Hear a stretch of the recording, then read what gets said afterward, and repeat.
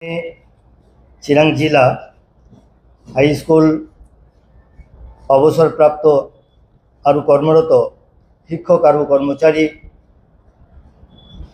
समिति और आमार एलिमेंटारी रिटायर्ड टीचार्स एंड एमप्लयिज एसोसिएशन निउली प्रोविंशियलाइज्ड 2013 आमी एकेलगे हईसु और आमार किछुमान दाबी लई आमी आमार माननीय अहोमर मुख्यमंत्री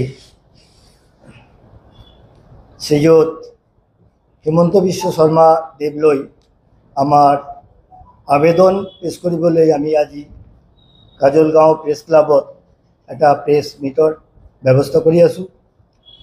आमी उपस्थित हईसु आमार एलिमेंटारी एडुकेशनर प्रेसिडेंट सेक्रेटारि रतिराम माधुआ, अनिल खागलारी, मैं हाई स्कूल शिक्षक हंतार रिटायर्ड शिक्षक हंतार सभापति शेख इरशाद आली और आमार सम्पादक अलेन्द्र बसुमतारी डांगरिया लगते आमार उप सभापति नुरुल इस्लाम डांगरिया, आमार कार्यकारी सभापति एकाब्बर आहमेद डांगरिया और आमार आरो एकजन एक्सिक्यूटिव मेम्बर मोहम्मद नुरुल इस्लाम साहेब उपस्थित हईसे। आमी माननीय आमार मुख्यमंत्री डांगरियाक अनुरोध जनाई आसो जे आमार 2013 प्रोविंशियलाइज्ड एलपी स्कूलर परा एकेबारे कलेज लैके LP ME high higher secondary senior secondary college लैके जिमान पद प्रादेशिकरण हईसिल 2013 এই গোটেইখানি পদ আপনি জানে 41,556 জন শিক্ষক কর্মচারী নিযুক্তিপ্রাপ্ত হয়েছিল। তার ভিতৰত প্রায় 5,000 মান অলরেডি ঢুকাইছে, 4,000 মান রিটায়ার্ড হয়ে গৈছে। তেখেতে আজি এটাকাও পেনশন নাপায়। এনপিএসের কবলত পড়ি এনপিএসর এই সিস্টেমের ভিতৰত পড়ি আমাৰ শিক্ষক কৰ্মচাৰী বন্ধু বান্ধব সকলে একেবাৰে পানিত হাঁহ নাচৰা অবস্থা হয়েছে। তেখেতে যে একটা সম্মানীয় জীবন যাপন করিব সেইখিনি ব্যবস্থাও আজিলৈকে আমার শিক্ষক কর্মচারীগুলার নাই। এই কারণে আমি আমার মাননীয় সরকারের মুখ্যমন্ত্রী ডাঙরিয়াক অনুরোধ করি আছো, এপিল করি আছো যে আমার শিক্ষক কর্মচারী সকলের ভবিষ্যৎ জীবনে সুরক্ষার ব্যবস্থা যাতে করে। আমি আজি আমার মাননীয় চিরাং জেলার आयुक्त महोदय जरिए मुख्यमंत्री डांगरियाक एखन स्मारकलिपि प्रदान करिछु। तार विषयटा हल 2005 सनत नियमीकरण हवा प्रादेशिकृत अवसरप्राप्त शिक्षक कर्मचारी सकलक पुरनी पेन्शन ग्रेचुइटी और विनामूल्य स्वास्थ्य और चिकित्सा सेवा प्रदान तात्क्षणिकभावे करिब लागे। अपनी भालदरे जाने अपनी जेतिया वित्तमंत्री और शिक्षामंत्री आसिले तेतिया आपनार अनुग्रहतेई आमार दीर्घदिन बंद हई थाका विद्यालयगुलो शिक्षानुष्ठानगुलो प्रादेशिकृत हयेछिल 2013 सनत। आमार जेखाने प्रादेशिकृत हवा अर्डार ताते गभर्नमेंटेर परा उल्लेख करा आछे जी हुमायत आमी जयेन करेছিলো। मैं निजे 1990 सनत 2 জানুয়ারি योगदान करेছিলো चाकरित। आमार किछु शिक्षक शिक्षयित्री बंधु बान्धवी 1982, 83, 87 এনেको সময়ত চাকরিত যোগদান করেছে और मात्र 2 বছর 3 বছর मान काल चाकरी करी दरमाहा पाई সিহঁতে रिटायार्ड करिले अवसर ग्रहण करिले किन्तु तेखेते पेन्शनर नामत আজি এটাকাও পাওয়া নাই। আমার তিনটা ক্যাটাগরিত ভাগ হয়ে গেল। বিলো 5 ইয়ার্স বিলো 10 ইয়ার্স বিলো 25 ইয়ার্স এই এনপিএস আৰু ইউপিএসেৰ জৰিয়তে যিখিনি অসুবিধাৰ সৃষ্টি হৈছে আমাৰ শিক্ষক আৰু কৰ্মচাৰী বন্ধু বান্ধৱীসকলে একেবাৰেই অসুবিধাৰ ভিতৰত পৰিছে। তেখেতেৰ জীৱন দুৰ্বিষহ হৈ পৰিছে। আমাৰ মূল দাবী হ'ল যে আমাৰ যিসকল শিক্ষক শিক্ষয়িত্ৰী বন্ধু বান্ধৱী 2004 চন আৰু 2005 চনৰ 1 ফেব্ৰুৱাৰীৰ আগত নিযুক্তি লাভ কৰিছে আৰু 2013 চনত প্ৰাধিকৃত হৈছে যে শিক্ষা অনুষ্ঠানগুলি এগুলোর প্রতিজন শিক্ষক শিক্ষয়িত্রী বন্ধু বান্ধবীসকলক পুরানো পেনশন দিব লাগিব, ওল্ড পেনশন দিব লাগিব। 1969 যি পেনশন অ্যাক্ট সেই অনুযায়ী যদি পেনশন দিয়ে তেনেহলে আমার অবসরপ্রাপ্ত শিক্ষক আৰু কৰ্মচাৰীসকলে অলপ সকাহ পাব। আমাৰ মাননীয় সৰকাৰেৰ ওচৰত অনুৰোধ যে অতি সোনকালে তাৎক্ষণিকভাৱে আমাৰ নিম্নলিখিত দাবীসমূহ যাতে পূৰণ কৰে। 1 নম্বৰ, 2005 চনৰ পূৰ্বত কৰ্মত যোগদান কৰা 2013 চনত প্ৰাধিকৃত অৱসৰপ্ৰাপ্ত শিক্ষক আৰু কৰ্মচাৰীসকলক অন্তিম মূল দৰমহাৰ 50% পেনশন দিবলৈ ব্যৱস্থা কৰক। তাৰ লগত আনুষঙ্গিক মৰগীয়া বোনাস দিয়ে এগুলো ব্যবস্থা কৰিবলৈ অনুৰোধ জানালো। দ্বিতীয়ত 2005 চনত 2021 চনৰ 5 ফেব্ৰুৱাৰী তাৰিখে গুৱাহাটীত সৰুসজাই ষ্টেডিয়ামত শিক্ষক নিযুক্তি সমাৰোহত তেতিয়াৰ শিক্ষামন্ত্ৰী আৰু বিত্তমন্ত্ৰী আৰু বৰ্তমানৰ মাননীয় মুখ্যমন্ত্ৰী মহোদয়ে এমাহ দৰমহা পাই অৱসৰ গ্ৰহণ কৰিলেও 10 লাখ টকা গ্যাচুইটি দিম বুলি প্ৰতিশ্ৰুতি দিছিলে। আমি মাননীয় আজিৰ মুখ্যমন্ত্ৰী ডাঙৰীয়াক অনুৰোধ কৰিলোঁ আজিৰ এই প্ৰেছ মিটৰ জৰিয়তে অতি সোনকালে 10 লাখ টকা গ্যাচুইটি প্ৰদান কৰাৰ ব্যৱস্থা গ্ৰহণ কৰিব লাগে।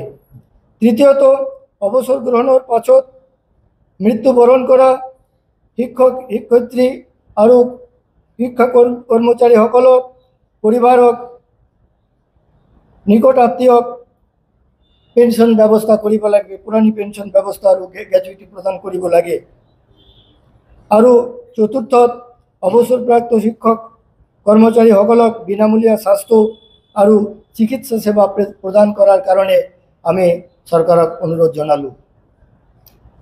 আপনি ভালদৰে জানে যে আমাৰ বিগত সময়ত আমাৰ এই শিক্ষক শিক্ষয়িত্ৰী বন্ধু বান্ধৱীসকলে বিনামূলীয়া শিক্ষাদান কৰি হাজাৰ হাজাৰ চিকিৎসক, অভিযন্তা, উকিল এবং সমাজকর্মী এমনকি রাজনীতিবিদও বনাই দিছে।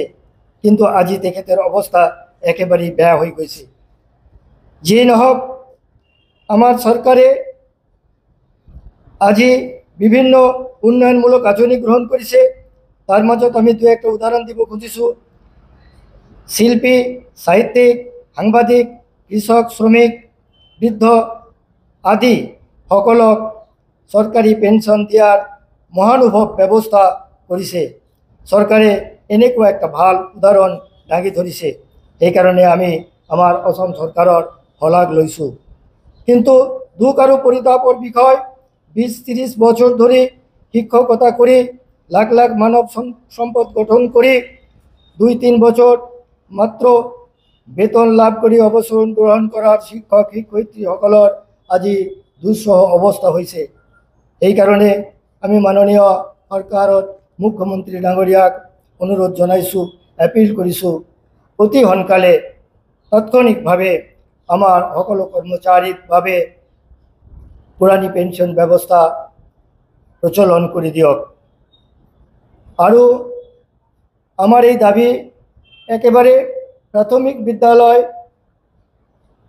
বিদ্যালয়েৰ পৰা high school, higher secondary school, junior college আৰু ইউনিভাৰ্সিটিলৈকে যিসকল শিক্ষক কৰ্মচাৰী জীয়াই আছে তেখেতেৰ কাৰণে, যিসকলে ঢুকাইছে তেখেতেৰ কাৰণে, যিসকলে অবসৰ গ্ৰহণ কৰি এটা দুঃসহ জীৱন যাপন কৰি আছে তেখেতেৰ কাৰণে যাতে এটা ভাল পদক্ষেপ গ্ৰহণ কৰে।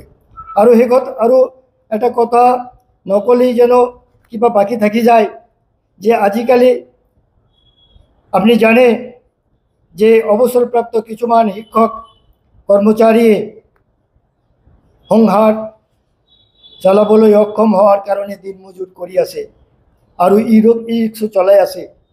এনেকুৱা এটা দুঃসহ জীৱন যাপন কৰিছে। সেইকাৰণে শিক্ষকৰ মৰ্যাদা সদায় উচ্চ বুলি আমি জানো। এইকাৰণে আমি অনুৰোধ কৰি আছোঁ আমাৰ এলিমেণ্টাৰী আৰু ছেকেণ্ডাৰী বিভাগৰ পৰা সকলো শিক্ষক শিক্ষয়িত্ৰী শিক্ষা কৰ্মচাৰী পুৰণি পেঞ্চন ব্যৱস্থাৰ আওতালৈ আনক। আমি ঘোৰ বিৰোধিতা কৰি আছোঁ NPS UPSৰ। আমাৰ এটাই দাবী অতি সোনকালে আমাক পুৰণি পেঞ্চন ব্যৱস্থাত গ্ৰান্ট কৰি দিয়ক। আপনি জানে যে বিদ্যালয়সমূহ প্ৰাদেশিকৰণ হওয়াৰ আগতে ৰিকগনিশন হয়েছিল, অ্যাফিলিয়েটেড হয়েছিল, স্বীকৃতি পাইছিলে। তেতিয়াৰ পৰা আমি FC এডহক গ্ৰান্ট সময়ে সময়ে ফাইনেন্সিয়েল এছিষ্টেণ্ট লাভ কৰিছোঁ ট্ৰেজাৰীৰ যোগেদি, ট্ৰেজাৰী বিল আৰু ট্ৰেজাৰী চালানৰ যোগেদি। আপোনালোকে বিগত চৰকাৰে 1991 চনলৈকে প্ৰাদেশিকৰণ কৰিছিল। 1995 চনত এই সময়ত তেখেতে যিদিনা এফিলিয়েটেড হৈছিল, স্বীকৃতিপ্ৰাপ্ত হৈছিল, সেইদিনৰ পৰাই কাউণ্ট কৰি তেখেতে পেঞ্চনেৰ ব্যৱস্থা কৰিছে। কিন্তু আমাৰ ক্ষেত্ৰত তাৰ ব্যতিক্ৰম হৈ আছে। সেইকাৰণে আমি চৰকাৰ বাহাদুৰক স্বনিৰ্বন্ধভাৱে অনুৰোধ কৰি আছোঁ, এপিল কৰি আছোঁ, অতি সোনকালে আমাক পুৰণি পেঞ্চনেৰ ব্যৱস্থা কৰক। আজিৰ এই প্ৰেছ মিটত আমাৰ কাজলগাঁও প্ৰেছ ক্লাবৰ তথা চিৰাং জিলাৰ সাংবাদিক বন্ধুসকলে ইয়াত উপস্থিত আছে। তেখেতে আমি ধন্যবাদ জ্ঞাপন কৰিছোঁ আৰু তেখেতেৰ জৰিয়তে আমি আমাৰ এই মেছেজ, এই আবেদন মাননীয় আমাৰ মুখ্যমন্ত্ৰী ডক্টৰ হিমন্ত বিশ্ব ডাঙৰীয়া দেৱলৈ প্ৰেৰণ কৰিলোঁ। আমি আশা কৰি আছোঁ আমাৰ এই সাংবাদিক বন্ধুসকলৰ জৰিয়তে যি মেছেজ তাতে যাব তেখেতে গুৰুত্ব প্ৰদান কৰিব আৰু অতি সোনকালে এই যিসকল শিক্ষক অলৰেডি অৱসৰ গ্ৰহণ কৰিছে তেখেতেৰ বিষয়ে কিবা ব্যৱস্থা গ্ৰহণ কৰিব। আৰু কিছুমানে যিবিলাক পৰলোকগত হৈছে, ঢুকাইছে, তেখেতেৰ পৰিয়ালসকলৰ অৱস্থা, পৰিবাৰৰ অৱস্থা একেবাৰে বেয়া হৈছে। ঘৰ চলোৱাৰ কাৰণে, ল'ৰা ছোৱালীৰ পঢ়া শুনা কৰাৰ কাৰণে, ছোৱালীৰ বিয়ে বাৰু কৰাৰ কাৰণে বহুত অসুবিধাৰ সন্মুখীন হৈছে। তেখেতেৰ কাৰণে যাতে কিবা ব্যৱস্থা কৰে তাৰ কাৰণে আমি স্বনিৰ্বন্ধভাৱে অনুৰোধ জ্ঞাপন কৰিলোঁ। আৰু আজিৰ কাৰণে আমাৰ বক্তব্য শেষ কৰিলোঁ। কিন্তু তাৰ আগত এটা আমি ক'ব লাগিব, যদি গভৰ্ণমেণ্টে আমাৰ কথা অকাণ কৰে, আমাৰ কথাত গুৰুত্ব নিদিয়ে, আমাৰ আবেদন গ্ৰহণ নকৰে, তেতিয়া আমি গণতান্ত্ৰিক আন্দোলনত যাবলৈ, ৰাজপথে ওলাবলৈ বাধ্য হ'ম। ধন্যবাদ।